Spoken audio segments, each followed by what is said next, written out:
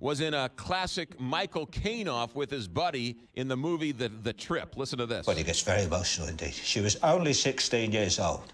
She was only 16. You're only supposed to blow the bloody doors off. That's Michael Caine. Ladies and gentlemen, the man who is going to sound like Steve Coogan, but is really Michael Caine, joins us. Good morning. Good morning, Steve Coogan. Thanks for joining us here in St. Louis. I'm happy to be here. Happy to be here. Do you ever get tired of listening to that clip? No, because I listen to it and I go, oh, that was pretty good. I think I nailed it. You're out. Yes, you did. Now it's really it's a great movie too. A lot of people see the clip, but the movie was just as good with you and your buddy going across the country. All right, so let's first get down to business because you're out promoting a new movie called The Dinner. This has got a star-studded cast. It's you, Richard Gere, and Laura Linney, among others. Tell us about this new movie opening up today. It's about Richard Gere, myself. I play his younger brother. Laura Linney plays my wife, and Rebecca Hall plays his wife. And we all go for dinner.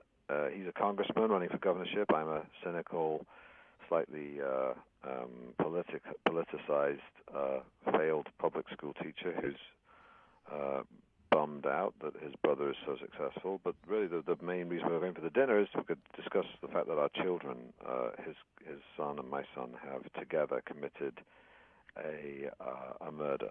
And the whole discussion of the dinner is whether we're going to cover up for them or whether we're going to tell the authorities. And it's about that moral dilemma.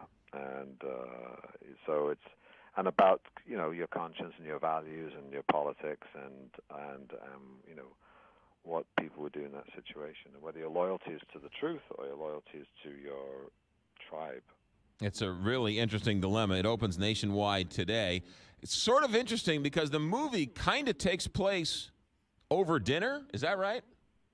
Yeah, I mean, we don't just stay at the dinner. We have we leave the dinner and go on there are lots of flashbacks. We see their lives, outside the restaurant, and we see things developing.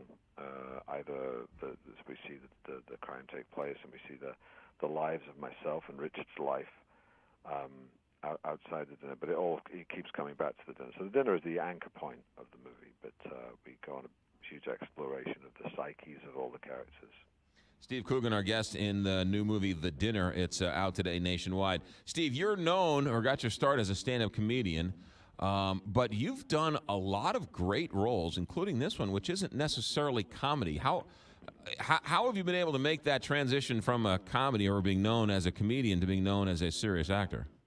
I guess I worked with Michael Winterbottom. I did a movie called 24 Hour Party People, and although that was kind of a comedy, but it was also a little bit of a drama. And I did a bunch of a little bit of work with him, and then I did this Philomena thing, the film that we got to the Oscars with, where I was playing although it had laughs in it, it was kind of a serious role.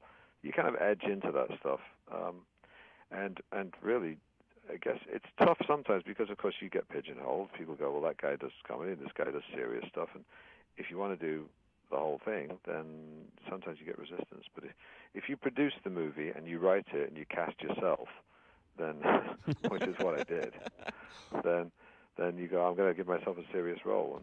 And if you pull it off, they go, okay, he can do that too. Well, you're talking about Philomena, right? Because you were the driving force behind that whole movie, right? Yeah, I found it was a newspaper story I found about a few years ago when I was in New York. I was in New York doing a movie with Will Ferrell and Mark Wahlberg called The Other Guys, and I was just stuck in my hotel room reading the newspaper, and I found the story, and the story became a movie that I wrote with Jeff Pope and produced, and got Judi Dench to star in, and we wound up at the Oscars. So from little acorns, as I say. That was a tremendous movie. I don't know if enough people. I know it was up for a whole bunch of awards, but that movie was just a great movie, and the way you told the story, the way you unfolded it, it really was a great story. Which I feel comedians are much better actors than they are comedians. No disrespect to your comedy, but if you're a comedy or a comedian, you can do drama very easily. A person who's big into drama can't necessarily do comedy. I think there's just a degree of truth in that. I think people who understand comedy, I think, understand that you can make yourself like look foolish, and therefore you don't mind being vulnerable.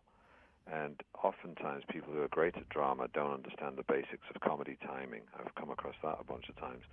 But what's the failure, I think, sometimes of comics is if they're just doing the shtick, as it were, then they don't tend to listen. They can do funny stuff, but one of the things you need to learn as a comic performer, if you're going to act, is to listen to other people, listen to the other actor. You don't just have to say stuff; you got to listen. You're also an impressionist, and we were talking about Michael Caine. What has Michael Caine said about your Michael Caine? He was actually funny enough. We did a sketch, Rob Brydon and I, at the Royal Albert Hall, where we were talking and doing Michael Caine impersonations. And then a guy with a newspaper behind us drops his newspaper down and says, "That's not how you do Michael Caine," and it's of course the real Michael Caine. And so we did a little thing together with him, and he was pretty funny about it. Legendary actor Michael Caine. All right, so the dinner opens tonight nationwide. Did I also read that you're getting ready to play Stan Laurel in Laurel and Hardy?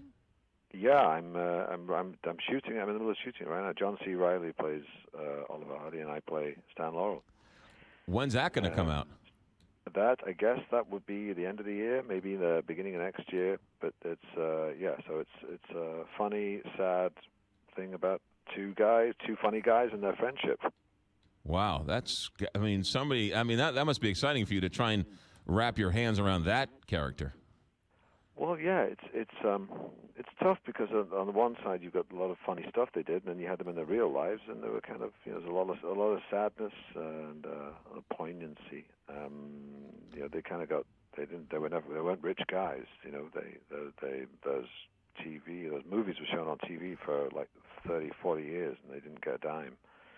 So but they struggled on. They did a live tour of Europe, and he and Ollie remained really good, close friends right up until the end. Sounds like a great story. Steve Coogan. All right, a couple of movies you got to see. Philomena, which is out. The Trip, which is fantastic. And your newest work, The Dinner, which opens tonight nationwide. Steve Coogan, you're always welcome here in St. Louis. Thanks for your work, and thanks for spending a couple minutes with us.